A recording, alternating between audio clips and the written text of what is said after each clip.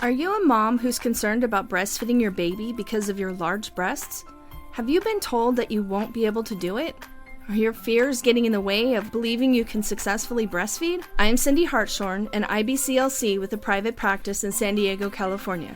Today, we are talking about breastfeeding with large breasts. This is the Boob Group.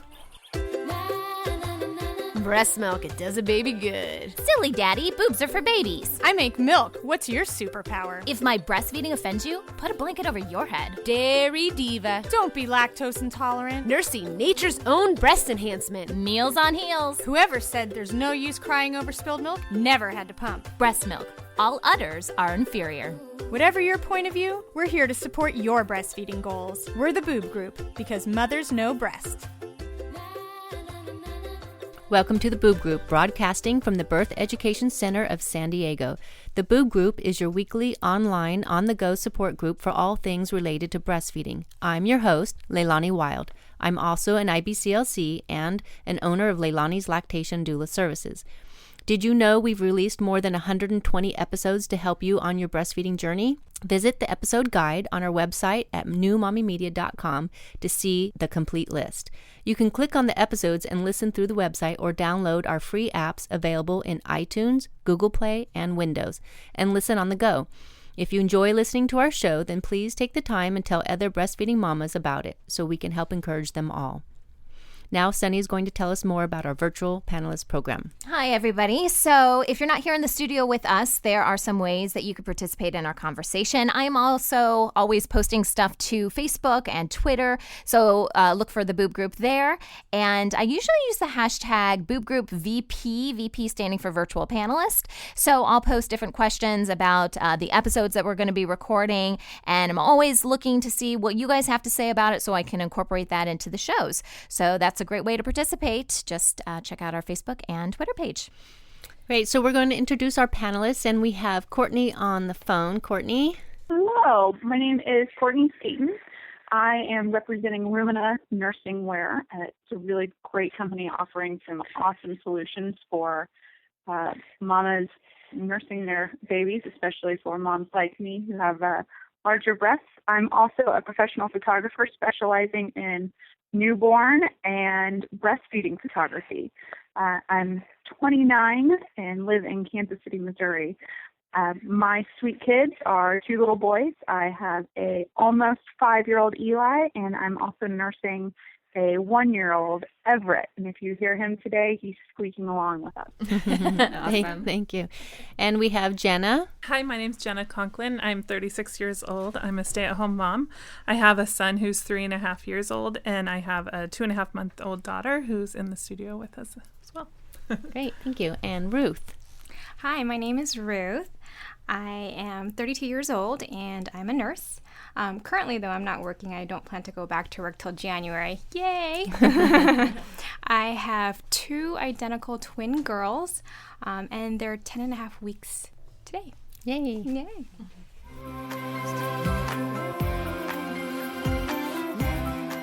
Before we start today's episode, which is focused on women who are a bit more curvy on the top, we're joined by Amanda Hall from Rumina Nursing Wear.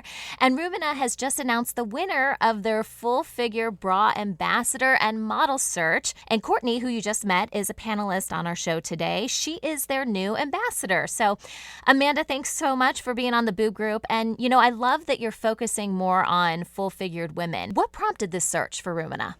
Hi, Sunny. Well, thanks for having me. The full figure bra really came about when my sister and I launched our Pump and Nurse line. We constantly heard over the years that full figure moms with larger cup size, were really wanting a good nursing option and a hands-free pumping option. They kept telling us there was nothing out there, and they really seemed frustrated about it. And so Dawn, my sister, and I really kind of put our heads together, and over the last couple of years have talked about it, have chatted about it, really wanting to develop something that would meet the needs of these moms. So for the past year I would say, we've been sketching out a prototype, designing the bra, and when we were ready to do our first run with designing something, we really needed to pull in moms who were on the curvier side, who were larger busted, to get their feedback and to tell us how the bra fit and how supportive it was and how comfortable. So we started developing the full figure bra and kind of ran into the idea of doing an ambassador search where we involved a lot more moms, got their feedback on the product, and we're still in that developmental stage right now. So that's really how it came about. As we mentioned earlier, Courtney is the new ambassador. So besides being on fun shows like the Boob Group, what is Courtney going to be doing as ambassador for Rumina? Well, Courtney has a fun role. She's going to be the ambassador, but also the model for the full figure bra. So we're flying her out later this month to do a photo shoot, and she will be the face of the full figure bra. So you'll see her on all of our packaging, marketing, all of the information. And then she'll also be chatting with moms on all of the social media platforms, Twitter, Facebook, doing a podcast, Google Hangouts, really talking with moms maybe about the struggles and the uniqueness of breastfeeding with larger breasts, but also talking about body positivity. And hopefully she'll come to some of our baby events throughout the year next year so moms can talk with her one-on-one. They can listen to her story, she can listen to theirs, and really connect with moms in a different way. So she has a fun role. You'll see her more. Would you say, Amanda, is there a specific item, a product that Rumina offers that is geared more towards full-figured women? And I bring this up because what comes to my mind is the full coverage tank, because I literally use this thing pretty much daily. Anytime I have some time I need to work out, my kids give me a little bit of a break and I can hop on the elliptical for a little bit. This is so perfect for me. After I had my twins, I was a size G, and I never thought my breasts could get that big, but apparently they can. And I just love this tank because it fit me well as a G, and now that I'm a little bit smaller because the girls aren't feeding quite as much, I feel like it's been able to adapt to my body. And, you know, I'm one of those people, I don't like to wear a lot of different layers. If I can wear one shirt and accomplish it as opposed to a tank and a bra, I'll do it. And this seems to have worked really well for me as a larger size, breasted woman. Would you say that that's what most larger women, find as far as a product is concerned, that they, really appreciate from Rumina? Yeah, exactly. The full coverage tank is the product right now that will meet those needs. It goes up to a size G. We have a lot of moms who have reached out to us, said they purchased it. They're more of a size H, and they love the tank top. It's full coverage. It also comes up a little bit higher in the neckline to kind of give you a little bit more coverage and modesty. So that way you don't feel like you're showing so much. So it really allows moms to be able to have a tank top that's both hands-free pumping and nursing.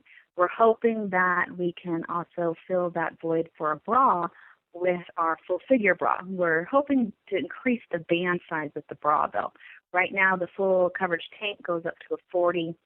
The full figure bra will go up to, we're hoping, to a 44 and still that G cup size.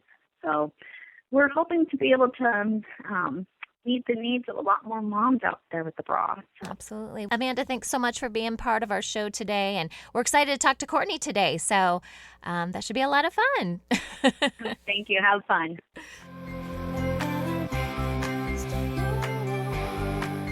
Today on the Boob Group, we're discussing breastfeeding with large breasts. Cindy Hartshorn, an IBCLC in San Diego, California, is an expert on this topic, and she's joining us here in the studio. Welcome to the Boob Group, Cindy. Thanks. Cindy, can women successfully breastfeed with large breasts? Absolutely. No question about it. And what are their biggest fears that you're aware of?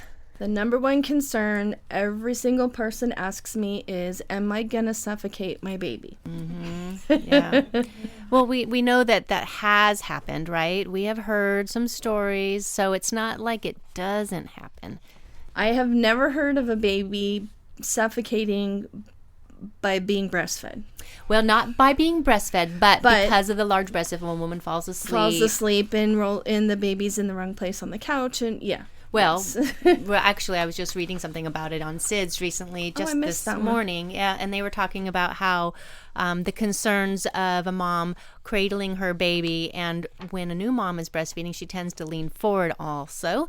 And if she's in the middle of the night and she's exhausted and falls asleep, then the weight of the baby could actually put some pressure on that little one. Yeah. So there are some concerns, but for the most part, that's rare and far between. Right. It's not for breastfeeding in general. Correct. Right. So Ruth, were you worried that you wouldn't be able to breastfeed successfully? Absolutely. I think a lot of women go through that, especially if you're a first-time mom. And with me having twins, I wasn't sure I was going to have enough to breastfeed my 2 children as well, too. Because my mom and my sister had difficulty breastfeeding. In fact, my sister didn't even get a chance to breastfeed at all because she didn't have milk supply. And so with me, that was my biggest fear, to just be able to breastfeed. But, I got a lot of help and a lot of resources, and Leilani helped me a lot as well, too. I think initially I had huge breasts and they were always engorged, and my 2 girls right now they were tongue tied. Okay. And so that was a difficulty that we had too, just because they wouldn't latch on very well, and I was just struggling with that. But it's getting better. It's getting better each day. So there's a lot of fears, and having large breasts, I think it just comes naturally with having twins as well too. So I was surprised that all of a sudden bam, I had large breasts. How about you, Courtney? I was initially concerned about just being able to try with my oldest. That was 5 years ago, and I did have a really a very successful time with it. I went 9 months altogether. I did go back to work full time after 3 months, so I did pump for a long time. But it was a bit of a struggle at first, and it wasn't necessarily because of having larger breasts. It was just probably the same concerns that all new moms face when nursing for the first time. For me, it was trying to find ways to be comfortable nursing, particularly being large-breasted and nursing in public. Mm-hmm. Yep. How about you, Jenna? I wasn't concerned about being able to breastfeed. I had B cups before I was pregnant, so I never thought of myself as having large breasts. But my goodness, as soon as the milk came in, they were like Dolly Parton. that was with my first son, and I was so surprised with how big they got, and it was kind of shocking. But I was able to breastfeed, and it went well. So I think ignorance was bliss for me. That is good. Let's see. How long did it take you guys to overcome your fears or concerns when it came to breastfeeding for the first time and experiencing that with the large breasts? I think for me, it took a long time. I think it was at least a month or so. Now that they're 2 months old, I think it's gotten a lot better, just because I'm getting the hang of things when they're swallowing and they're gulping. I'm like, oh, okay, I know what you're doing. Yeah. But I think that, Courtney, you did mention something. It's really, you have to be comfortable. Because if you're not comfortable, then I'm leaning forward all the time and trying to figure out, okay, is this working? Are you eating enough? But I think it just comes naturally with time. You just really just have to take your time at it. Yep, taking your time. That's good. That's good advice. Because we can't expect to be perfect, right, in the very beginning. Right. Yeah. And Courtney, did it take you very long to kind of overcome some of the fears? Originally, yes. With Eli, my oldest, it was several months before I was comfortable nursing outside of the house, even if that was with a cover. So, we didn't leave the house a lot because it was either I was stuck in the car or stuck in the bathroom, which we all know how unpleasant that is. And, being large-breasted, even sitting in a car nursing, I just was not comfortable with, being in public. I think having gotten a little bit older and more educated in breastfeeding and, the roles that plays in child development, I decided that I have just become more comfortable in it. And now I don't have a problem feeding my little guy whenever we decide we need to feed them. That's good. That's good. And Jenna, what about you? I have a similar experience with Courtney. With my daughter, my second one, her latch wasn't that great, and I did have large breasts and large areolas, and so it was trying to figure out the right latch and getting comfortable and finding strategies. So I stayed home for at least a good first 6 to 8 weeks with her, and it was tough because I had my 3.5-year-old son and he was going crazy, but I was uncomfortable going out and it was painful, and so we just stayed home until I got it to work. Managed to work around all that, huh? Yeah, exactly. Yeah. Cindy, if a woman has large breasts, does that mean she'll have more milk than her baby can handle? Not necessarily. The size of the breast actually is based on the fat that's in there. One thing that I've noticed that these three ladies are actually saying, or I know at least Jenna said that she was smaller breasted, and then her breast grew as during her pregnancy, and then when her milk volume increased. I think there's a difference in having started out with a smaller breast that got bigger, because now you have this extra appendage on the front of you, where people that started out with larger breasts are already used to that extra bulk. And so I think that does make a difference in learning how to breastfeed when your size is different. But back to the question, the ducts in your breast are the same. And so whether you have more fat tissue or not isn't going to make the difference of your milk volume. Okay. Courtney, did you have an oversupply, or did you struggle with milk production? Originally, with my first child, I really didn't have any problems at all. I had some concerns with latching, and we actually tried nipple shields a little bit, which worked fine. With Everett, my youngest, that you can hear snorting around us, he didn't gain weight very much right after I had him, which was a concern of my pediatrician. So we thought maybe the issue was the fat, like the fatty content in my milk. Or it could have been a lower supply. But I had two really big boys. Both my boys were just shy of 10 pounds. So it was a concern that we would be able to feed him like he needed to be fed. But I don't think it was necessarily oversupply or undersupply. It was just, time working out the milk the way that it needed to be. Okay, thank you. And how about you, Ruth? Did you have any problems with this? A first-time mom, you're not really sure when your milk is going to come in. So the first few days I was thinking, what's going on? I don't have any milk coming in.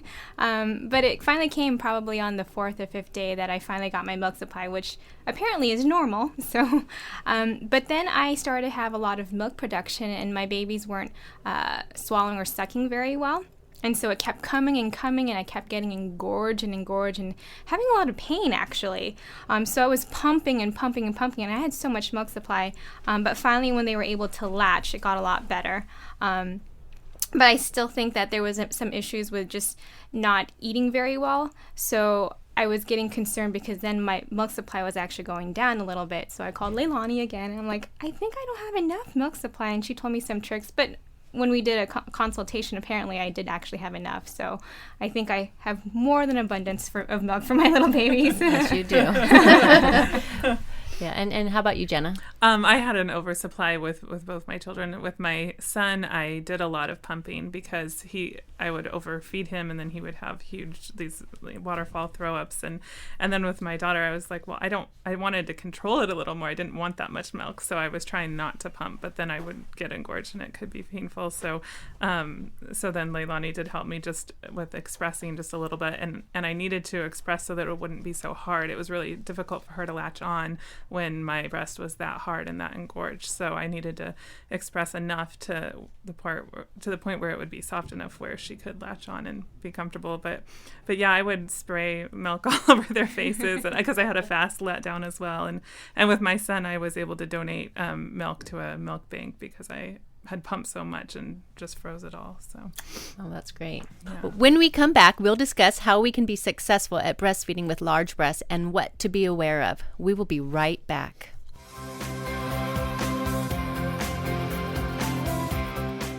Welcome back to the show. We are here with Cindy Hartshorn and IBCLC. Cindy, how can we best prepare during our last trimester of pregnancy? Breastfeeding education is very important, especially for moms that may have slightly different circumstances. Either their baby winds up being born prematurely, in the case of twins, a long labor. Anybody who has PCOS may have problems, that kind of thing. So getting in contact with a lactation consultant prior to birth is important. They can teach you some things that you can start thinking about.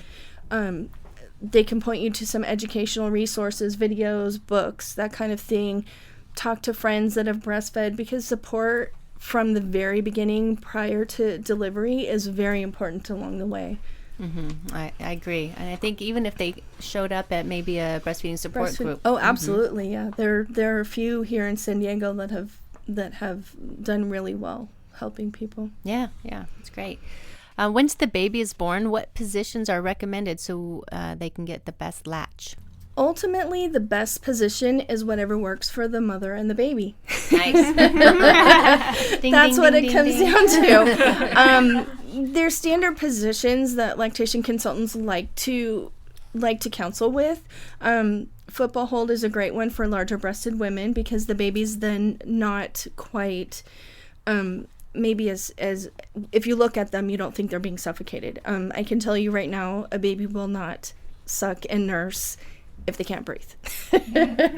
So I personally, my favorite position was side lying as my daughter got older. When she was a newborn, I did the cradle hold just because that was comfortable for me, making sure the baby is up to what we say up to the table, where the baby is at the level of the nipple of the breast, to get that positioning started correctly. Large-breasted women, one of the secret tricks that's not so secret, rolling up a washcloth, putting it under your breast to help support the breast tissue so that it's not flopping around on the baby, is very helpful. It takes the weight off. Mm-hmm. And then laid back breastfeeding is a very good way. And again, as your child gets older, by the time my daughter finished nursing at 3, she was standing upside down over the top of me on the couch to get to where she needed to be. So try different things. Nothing's crazy if it works for you. That's right. Good. Let's see, Jenna, what positions did you find that was most helpful for you? When Evelyn was first born, so very tiny, then one of the lactation nurses at the hospital suggested the football hold, and that I liked and worked well at the very beginning.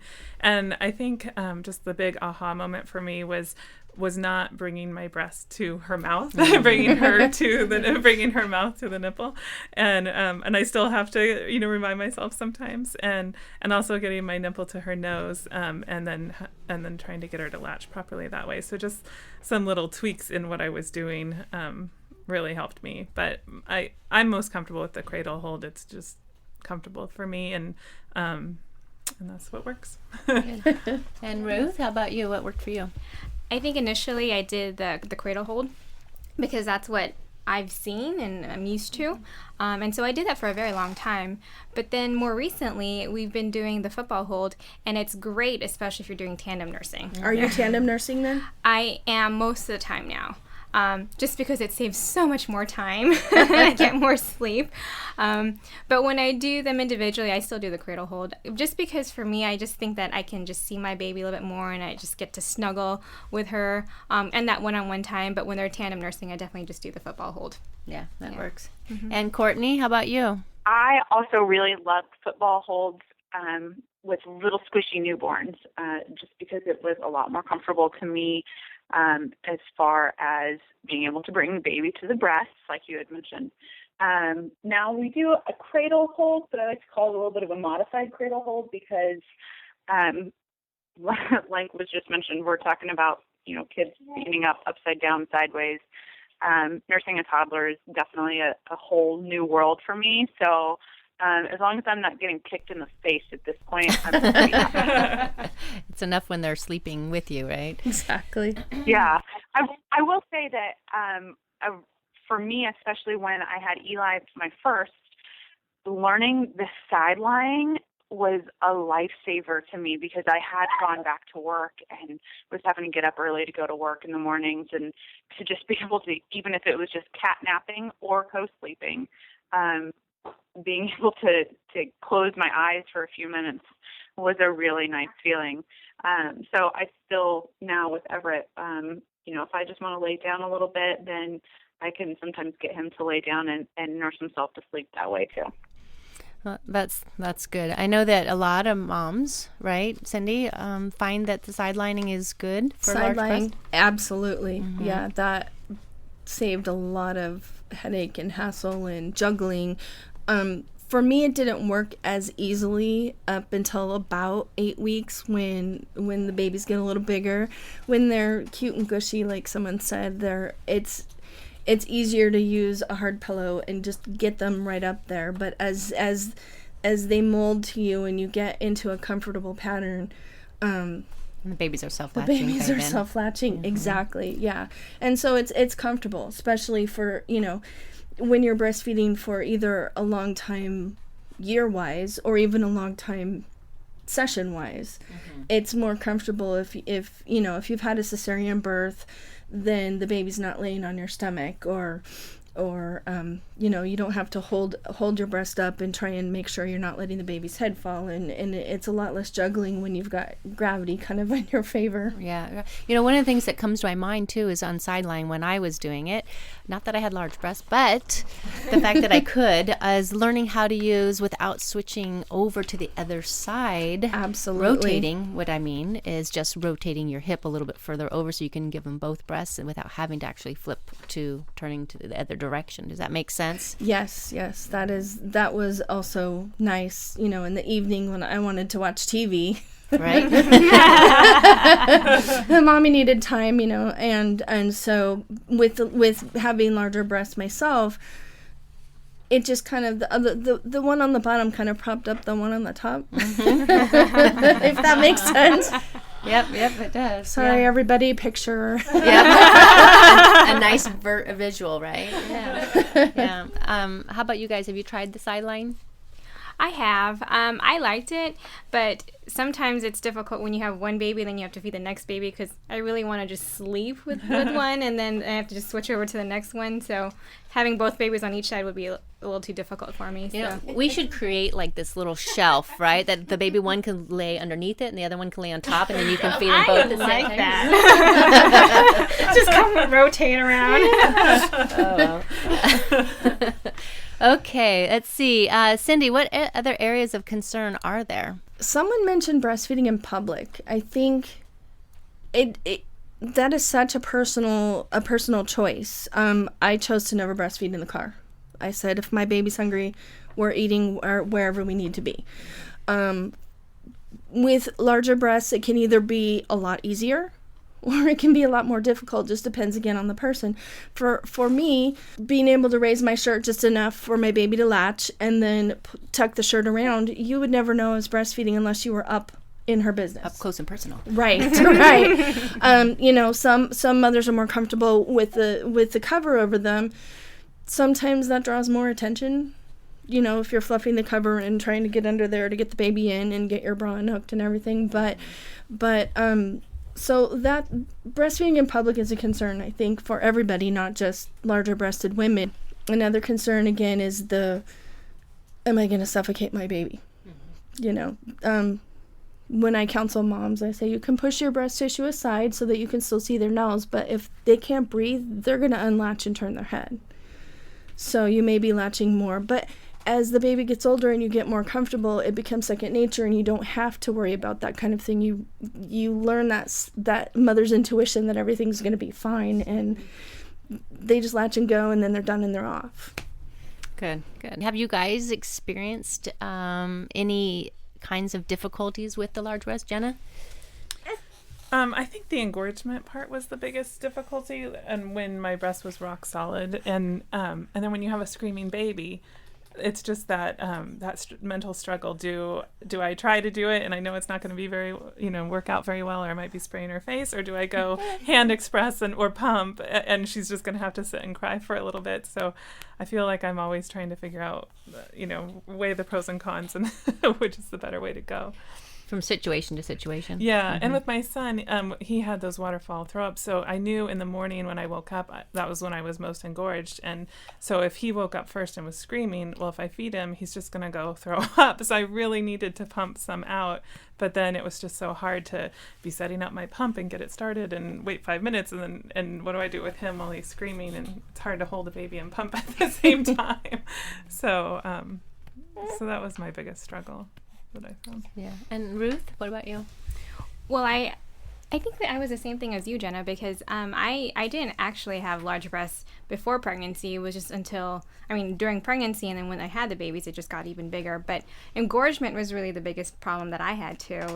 Was really, I just kept getting hard and hard, and it was painful. It was so painful.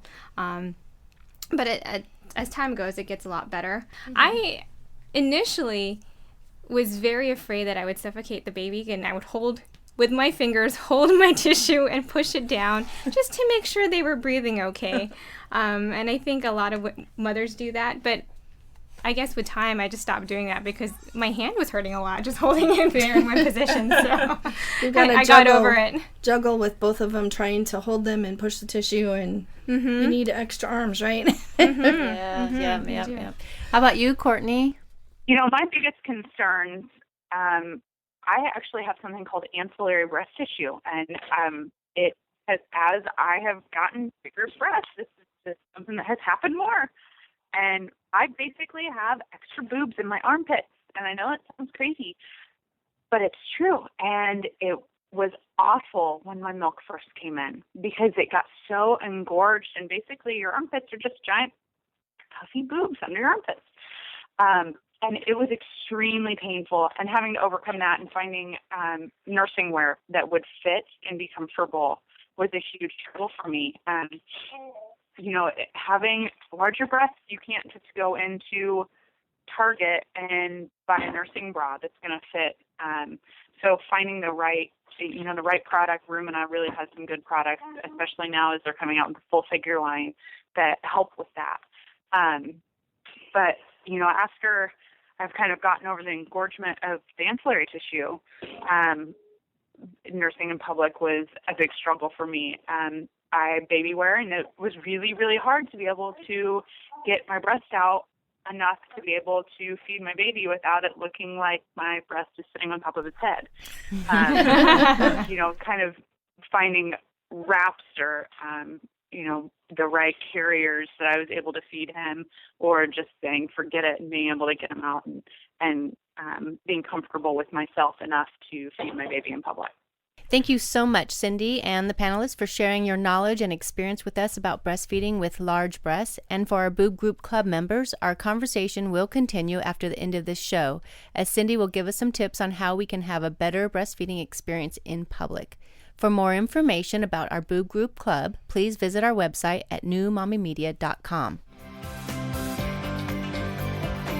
Okay, it's time for a fun segment we have on the show called Boob Oops, and it's where we love to hear your funny stories about you breastfeeding your babies or pumping for your babies.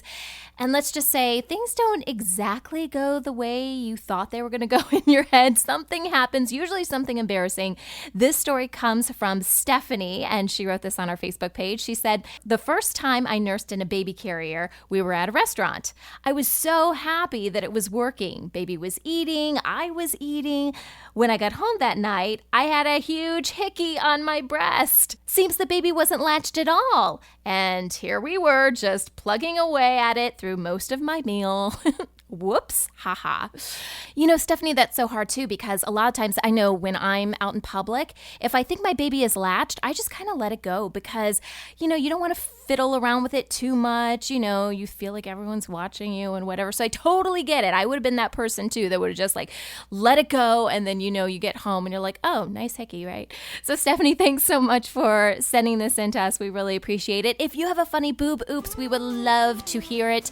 You can send us an email through our website at newmommymedia.com, or you can leave us a voicemail. We would love that because we'll actually play it on the show.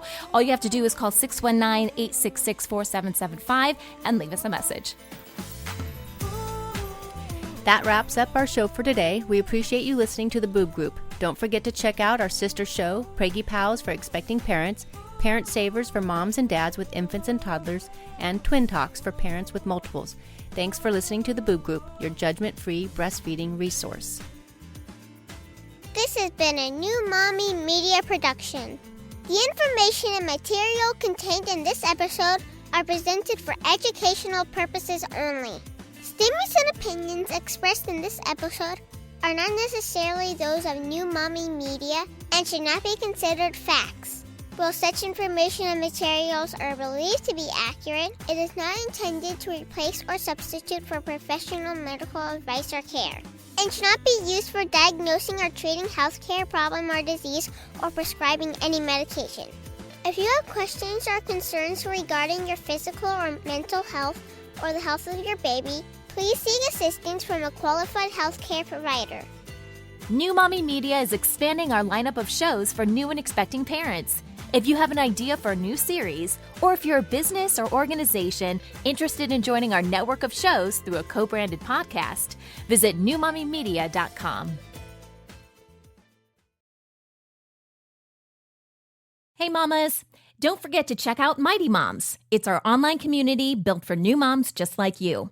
Not only can you connect with other moms, but you can also join us backstage for special mom-only online events. And you'll also be notified when we're recording so you can join us as a special guest. Visit our website, newmommymedia.com, and click on the Mighty Moms banner. It's free. That's newmommymedia.com. See you there.